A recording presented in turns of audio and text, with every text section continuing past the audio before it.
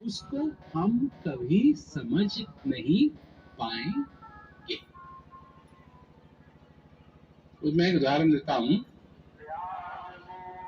बच्चे जब खेल मैदान में जाते हैं तो कई बार उनके लिए झूला होता है वहाँ, और एक चीज होती है जो जैसे चक्की की तरह जो घूमती रहती है, वो क्या कहते हैं, दौड़ करके उसके ऊपर चढ़ जाते हैं और फिर चलती रहती है।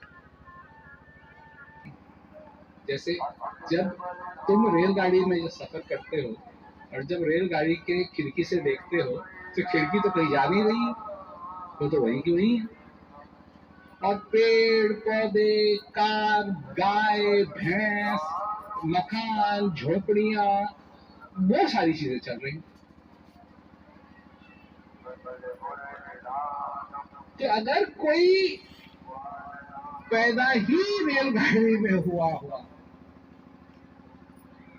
और बड़ा भी उसी रेलगाड़ी में हुआ और उसने सिर्फ यही देखा है कि रेलगाड़ी चल रही है, रेलगाड़ी चल रही है, तो अगर उससे पूछा जाए कि कौन चीज चलती है और कौन चीज नहीं चलती है तो क्या कहेगा? खिड़की नहीं चलती है, पेड़ चलते हैं, घर चलते हैं, क्योंकि उसने यही देखा। लोग अपनी जिंदगी में जानना चाहते हैं कि सत्य क्या है,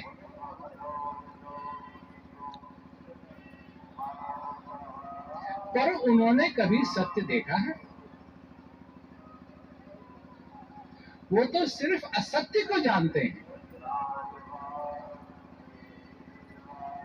संत महात्मा ने फिर कहा है कि जहां तक ये तुम्हारी आंख जाती है ये सब माया है, माया।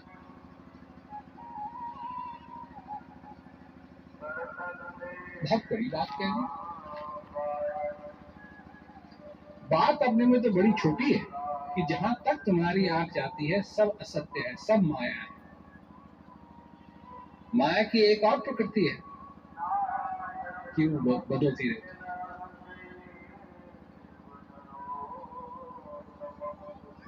जो है वो है नहीं, जो नहीं है वो दिखाई देता है। अब किस चीज पे विश्वास करो? सारी दुनिया एक चीज पे विश्वास करती है, वो क्या है? पैसा बनाओ,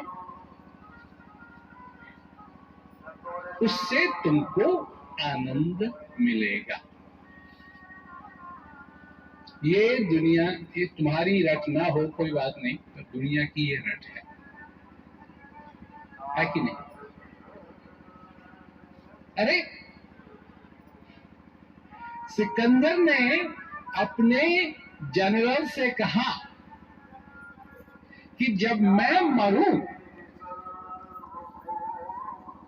और जब मेरी अर्थी निकले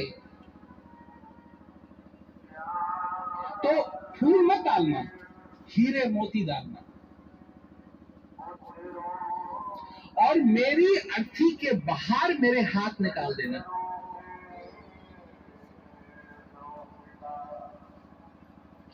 और जितने मेरे जनरल हैं, मेरे बड़े बड़े सिपाही हैं, बलवान सिपाही हैं, जो मेरे सेनापति हैं, जनरल सेनापति, वो मेरी अर्थी को ले जाएंगे। तो सेनापति ने पूछा कि ऐसा ऐसा सब कुछ क्यों? कहा मैं ये चाहता हूं कि दुनिया जाने कितना अमीर होने के बाद भी मैं मौत को रोक नहीं सकता। इतना सब कुछ होने के बाद भी मैं खाली हाथ आया था और खाली हाथ जा रहा हूं।